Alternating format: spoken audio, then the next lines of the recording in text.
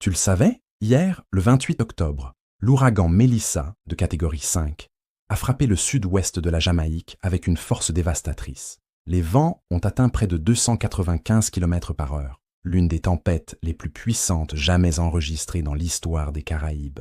Les rues ont été englouties, plus de 70% du pays est privé d'électricité, des milliers de familles ont dû fuir et plusieurs vies ont été perdues. À présent, ils se dirigent vers les Bahamas, pendant que tout le bassin caribéen lutte simplement pour survivre. Mais ceci n'est pas seulement une nouvelle, c'est un appel, un avertissement du ciel. La terre gémit, tout comme la Bible l'a annoncé. Il y aura des signes dans le soleil, la lune et les étoiles.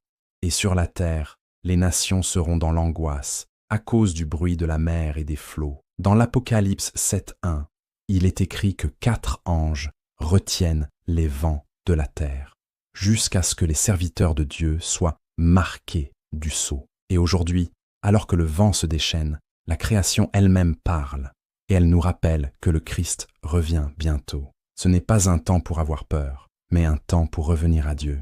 Les tempêtes naturelles sont souvent des signes spirituels, des appels à nous réveiller, à nous repentir, et à chercher refuge dans le Christ, celui qui commande au vent et à la mer. Alors, prions pour tous ceux qui souffrent à cause de cet ouragan, et demandons à Jésus de calmer aussi les tempêtes dans nos cœurs, qu'il réveille notre foi endormie, et qu'il nous apprenne à vivre prêts pour son retour. Si tu le crois, écris Amen.